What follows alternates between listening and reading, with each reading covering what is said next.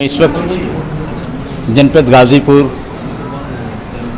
बीर अब्दुल हमीद का जनपद का आखिरी हिस्सा 12 जो कि ऐतिहासिक गांव है। इस गांव को अंग्रेज़ों द्वारा तोप से उड़ा दिया गया था। मैं नहीं कहता हूँ, ये गाज़ीपुर गज़ेट में ये बातें लिखी हुई हैं। इस गांव में आज मैं बिहार की सरजमीन से आए हुए प्रदेश अध्यक्ष अख्तरुल इमाम साहब का पूरे जनपद गाज़ीपुर में मैं इस्तकबाल करता हूं। और मुझे उम्मीद है कि जो यहाँ बिहार में जो एक मशाल जलाई गई है, यहाँ आपका दौरा भी इसी के लिए होगा कि यहाँ से कुछ एक नई रोशनी फैलाई जाए। उसी में मेरा एक सवाल आपसे है कि यूपी के निकाय चुनाव में आपकी पार्टी की क्या उम्मीदें नज़र आ रही हैं आपसे? बहुत बहुत शुक्रिया साहब। और मैं तो पहले आपके हवाले से गाज़ीपुर के तमाम तर गाज़ी सिफत हजरात को के खिदमत में सलाम अर्ज़ करना चाहता हूँ। और जहाँ तक सवाल है अभी हालिया जो इलेक्शन होना है तो बल्दिया का, तो हमारी पार्टी ने बहुत ज़्यादा सीटों पे इलेक्शन नहीं लड़ाया है। मैं समझता हूँ कि 15-17 हज़ार उम्मीदवारों के दरमियान में 4% से भी करीब हमारे उम्मीदवार खड़े हैं। जो ख़बरें अब तक मौसूल हुई हैं और जहां हमारे अफराद गए हैं, तो हम लोग एक अच्छी उम्मीद रखते हैं कि हमारे लोगों की कामयाबी अच्छी होनी चाहिए। और पिछले दिनों से ही हमारी कोशिश चल रही है यहाँ पर, और बिल्कुल गयूर नौजवानों में MIM के तय एक मोहब्बत, एक जोश और एक जज्बा देखा गया है। और बुज़ुर्गों की दुआएँ भी मिल रही हैं, तो हम समझते हैं कि अच्छा प्रदर्शन होगा, नतायज बेहतर आएंगे हमारे। आपकी पार्टी द्वारा 2024 के पार्लियामेंट चुनाव में क्या किसी पार्टी से मुआहदा या अकेला चुनाव लड़ने का फैसला है?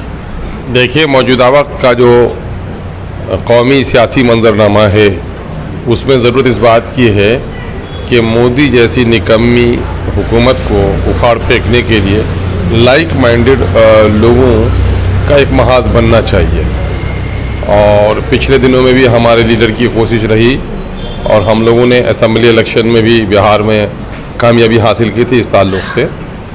हमारे नेता की कोशिश है कि लाइक माइंडेड पार्टियों का एक महाज बने। लेकिन दूसरा एक दर्दनाक पहलू ये है कि मुस्लिम अक़लियत के वोट को हर पार्टी लेना चाहती है, लेकिन मुस्लिम लीडरशिप को पिनपने के लिए कोई नहीं देना चाहती है। ये बड़ा अलमिया है। बहरहाल हम लोग कुशा हैं कि महरूम तबक़ात की वकालत करने वाली हमारी जमात दलितों, पिछड़ों और अक़लियतों का एक महाज बने, ताकि कम अज़ कम हम महरूम आबादी को इंसाफ दिला सकें। इसकी कोशिश हमारे कौमी सदर जनाब बैरिस्टर असदुद्दीन ओवैसी साहब कर रहे हैं। मणिपुर जल रहा है, तमाम पार्टियां चुनाव में लगी हुई हैं, उनमें आपका क्या कहना है? देखिए, तमाम पार्टियों के तो चुनाव में लड़ने का और चुनाव में वक्त देना उसकी मजबूरी है, लेकिन इक़्तिदार वक्त इस वक्त जो मोदी जी जो 56 इंच का सीना है और देश प्रेम है, दलितों का प्रेम है, कहाँ चला गया? उनको वोट की पड़ी है। एक स्टेट में हार जाने या जीत जाने से उसकी गद्दी नहीं जाती। ऐसे वक्त में तो वज़ीर आज़म को, मिस्टर मोदी को सबसे पहले मणिपुर जाना चाहिए था। 52-55 लाशें निकल गई हैं दलितों की और कमज़ोर तबक़ात की। न कोई ज़िम्मेदार वज़ीर भेजा, और वो सादियाने बजाता रहा इलेक्शन के। तो ये समझिए कि रोम जल रहा है और नेरो बांसुरी बजा रहा है। ये बातें तो सुनने में आती थी, लेकिन ये बातें देखने को आई हैं कि मोदी को कोई तज़किरा भी नहीं उसको जय बजरंग बली से फुर्सत नहीं है। मैं समझता हूँ ये गैर जिम्मेदाराना हरकत है किसी भी कौमी लीडर का, और इसकी वजह से मैं समझता हूँ कि देश के दलित आबादी के दरमियान में काफ़ी रोष है, और ये कहीं से भी मुनासिब नहीं था कि ऐसे वक्त में मोदी जी वहाँ की खबर नहीं लेते। तालीमी पॉलिसी पे आपका क्या कहना है, मौजूदा तालीमी पॉलिसी पे? देखिए, फ़िरका परस्ती की जड़ें इतनी मजबूत हो गई हैं, इसका पत्ता पत्ता, इस दरख्त का पत्ता पत्ता जहरीला हो गया है। हिंदू, मुस्लिम, सिख, ईसाई आपस में हम भाई भाई, ये नारा कल भी दिया गया था, आज भी देना है, और आने वाले दिनों की भी ज़रूरत है।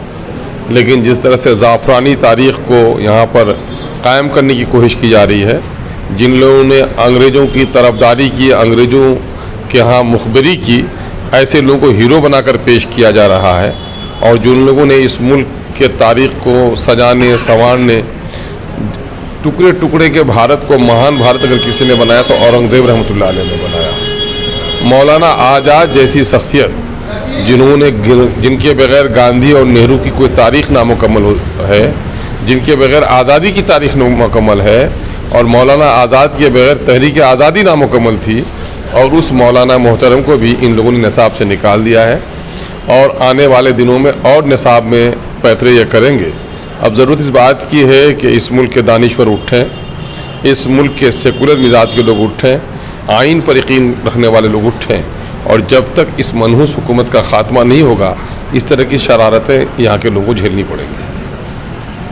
बिल्किस बानो पे एक तरफ हमारे वज़ीर आज़म लाल किला पे औरतों के लिए बातें करते हैं, उसी दिन बिल्किस बानो के बलात्कारियों को वहाँ छोड़ दिया जाता है, और इस वक्त महिला पहलवान के ऊपर पूरा देश बोल रहा है, बिल्किस बानो पे कोई नहीं बोला। इस संबंध में आपका क्या कहना है? देखिए, मोदी हो या बीजेपी हो, इनकी झूठ बयानी पर अब किसी को शक नहीं होना चाहिए। इन्होंने जितनी भी बातें इलेक्शन के दौरान कही थी, गरीबों को जो सुनहरे ख्वाब इसने दिखाए थे कि गरीबों के खाते में 15 लाख रुपये आएंगे, काला धन हम वापस लेकर आएंगे, न खाएंगे न खाने देंगे, ये सारी बातें इनकी जुमलाबाजी साबित हुई हैं। इसी तरह से बेटी बचाओ बेटी पढ़ाओ जो नारा था इनका, इनकी जुमलेबाजी थी। उनकी बातों पे न जाओ वो क्या कहता है, उनके कदमों की तरफ देख के उधर किधर जाता है। इनके अमल को आप अगर देखेंगे, चाहे बिल्किस का मामला हो या महिला रेसलर्स का भी जो मामला देख रहे हैं आप, जिन भारत की बेटियां हैं ये जो कह रही हैं कि साहब बीजेपी के एक लीडर ने हमारी इज्जत लूटी है, हमारे साथ खिलवाड़ हुआ है, पॉक्सो का कानून एक्ट लगा हुआ है, उसके बावजूद भी उन पर उनकी गिरफ्तारी अब तक नहीं हो पाई है। तो शर्म से डूब कर मरने की बात है कि कौमी सतह की एक खिलाड़ी है ख़वातीन, और दिल्ली में सरकार के नाक के नीचे और ये सब मुजाहरा कर रही हैं, और अब तक इस पर कोई कार्रवाई नहीं की। इसका मतलब है कि ये हुकूमत लोकलाज भी जो कहा जाता है, लोकलाज से भी ये हुकूमत वंचित हो गई है कि कौमी सतह पर चर्चा हो रहा है कि औरत चीख चीख कर रही कि मेरी इज्जत के साथ खिलवाड़ हुआ है, और हैं इनके कारिंदे दबंग कि आज तक पुलिस गिरफ्तार नहीं कर पा रही। एक तो एफआईआर भी नहीं लॉन्च हो रहा था। ये तो बड़ी बदकिस्मती है कि किसी मुल्क में कानून की इस तरह धज्जियाँ उड़ाई जाएं और औरत जैसी मासूम और कमज़ोर तबके के साथ इस तरह जुल्म और ज़्यादती की जाए। और बिल्किस बानो के साथ जो हुआ है, यकीनन है कि एक दर्दनाक हकीकत है ये, कि जिसके सामने में उसकी बेटी और उसके घर वालों को कत्ल किया गया, जिसकी आबरूरेज़ी हुई, और आबरूरेज़ी करने वालों को कहा जाता है कि संस्कारी लोग थे। तो क्या यही संस्कार है? तो बलात्कारियों का संस्कार अगर बलात्कार के बाद भी वो शरीफ कहलाए और ऐसे बलात्कारियों को कोई शरीफ कहे, तो मैं समझता हूँ कि दोनों के संस्कार के बारे में लोगों को सोचना चाहिए।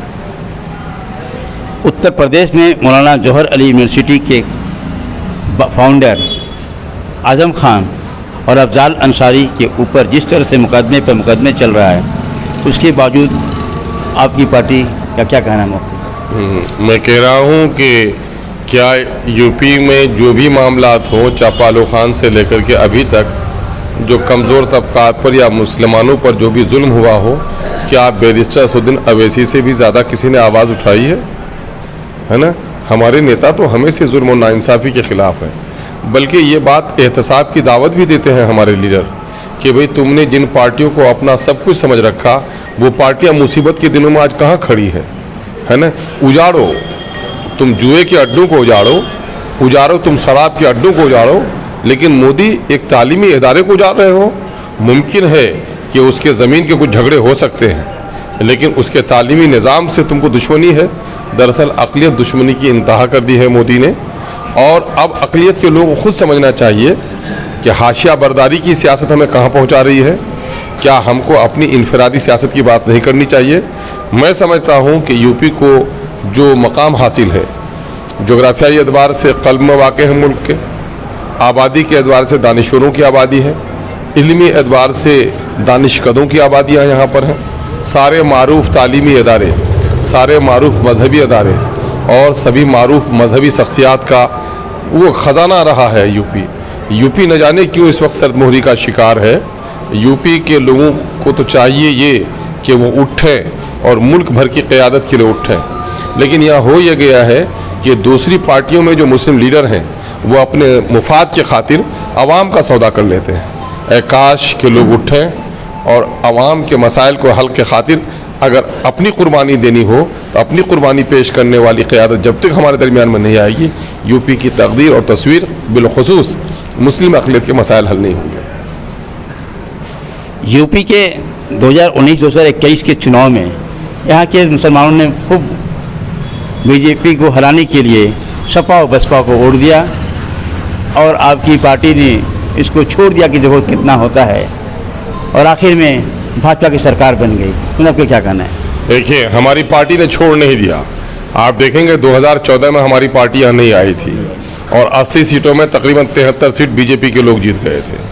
ये जो कुछ अहमक किस्म के लोग हैं जो कहते हैं कि हमारी वजह से बीजेपी को फ़ायदा होता है, तो ज़रा सा वो पलट कर देखें कि 2014 में हम कहाँ थे जो उनको फ़ायदा हुआ। हमने तो यही कहा भाई कि बाप दादा के ज़माने से तो यही होता रहा है ना कि हम किसी को गद्दी पर बैठा देते हैं, किसी को गद्दी से उतार देते हैं। बीजेपी ने कह दिया कि हमने हिंदुत्व की वो बीज बो दी है कि अब तुम्हारे वोट से न हुकूमत गिरेगी न तुम्हारे वोट से हुकूमत बनेगी। वो करके भी उसने दिखा दिया। सवाल ये पैदा होता है कि अगर हमारे वोट में ताकत किसी को तख्त पर बैठाने की है, हमारे वोट में ताकत अगर किसी को तख्त से उतारने की है, तो यकीन जानिए इस वोट में ताकत अपनी तकदीर को तब्दील करने की भी है।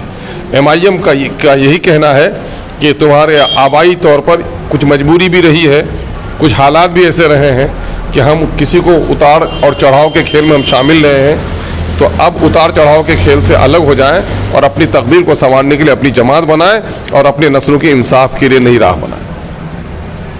द केरला स्टोरी जो साउथ मूवी है, इस पे क्या 2024 के चुनाव के लिए बीजेपी का अमल? बीजेपी का एजेंडा ही ये है और उसके डायरेक्टर को जाकर अभी माफ़ी मांगनी पड़ी, अपने झूठ का एतराफ़ करना पड़ा है। और जब उस फिल्म की स्टोरी झूठ पर मबनी है तो उस फिल्म पर तो पाबंदी लगनी चाहिए, लेकिन बीजेपी अपने मुफाद की खातिर इसको परवान चढ़ा रही है। फ्री में फिल्में दिखाई जा रही हैं। जाहिर है कि टैक्स फ्री अगर फिल्म को करते हैं भाजपा के इसमें, तो वो रकम किसकी है? वो रकम आवाम की है। आवामी रकम को किसी ख़ास मजहबी मामले में और किसी पार्टी के बेहतरी के लिए इस्तेमाल नहीं किया सकता। ये लोकतंत्र के साथ एक खिलवाड़ है। साहिर लद्वानी ने कहा था, जुल्म पर जुल्म है, बढ़ता है तो मिट जाता है, खून फिर खून है, टपकेगा तो जम जाएगा। क्या ऐसी ही देश के हालात हो चुके हैं? नहीं, ठीक है, वो शायराना ताल्ली है कि, लेकिन देखिए कमज़ोर तबका, ये विधवा बिलाप कहते हैं, ये बद्दुआ कमज़ोर आबादी कम हथियार है। लेकिन जिस आबादी के दरमियान में क़ुव्वत हो, अल्लामा इकबाल ने कहा कि तकदीर के काजी का फतवा है अजल से, है जुर्म ज़ईफ़ी की सज़ा मर्ग मफादात। मैं कह रहा हूँ ताकत रहते हुए अगर आप नहीं लड़ते हैं, ये जुल्म ये नहीं है कि कोई जुल्म करे, सिर्फ जुल्म ये भी है कि ताकत रहते हुए जुल्म के ख़िलाफ़ आवाज़ न उठाए। मौजूदा वक्त में हिंदुस्तान में अक़लियतों की दलितों की आबादी इतनी कमज़ोर नहीं हो गई है कि बद्दुआओं के लिए हाथ उठें, बल्कि अब भी इतनी ताकत है कि वो तदबीर के बाजू को आजमाएं, और अगर इन्होंने मुस्बत तौर पर तदबीर की, यकीनन इनकी तकदीर बदलेगी। क्योंकि ये दुनिया आलम असबाब है और खुदा का वादा है कि जब तक कोई कौम अपनी हालत को बदलने के लिए आमादा नहीं होगी, खुदा भी उसकी हालत को नहीं बदलेगा। इसलिए अब भी ज़रूरत इस बात की है कि मजलूम आबादी और महरूम आबादी मुत्तहिद होकर अपनी तकदीर को बदलने के लिए आमादा हो जाए। अगर यकीनन है कि ऊपर वाले की भी मदद आएगी। गाजीपुर जनपद से आपका संदेश क्या है पूरे भारत के लोग? यकीनन मैं कहता हूँ गाजी नाम ही उसका है। हक़ के खातिर जो कट जाए वो शहीद है, और हक़ की लड़ाई में जो जीत जाए वो गाजी है। गाज़ियाबाद के गाज़ीपुर के लोगों को कहूँगा कि आपके बुज़ुर्गों की तारीख़ हक़ की लड़ाई में फ़तेहयाबी की है। उठिए और पूरे यूपी को एक नई रोशनी दीजिए। हमसे बात करने के लिए आपने देखा, सही मानों में जो अख्तरुल इमाम साहब ने संदेश दिया है ये पूरे भारत के लोगों के लिए है कि आप उठिए और अपनी तकदीर बदलने के लिए कोशिश कीजिए। जी 2 न्यूज़ के लिए जावेद बिन अली।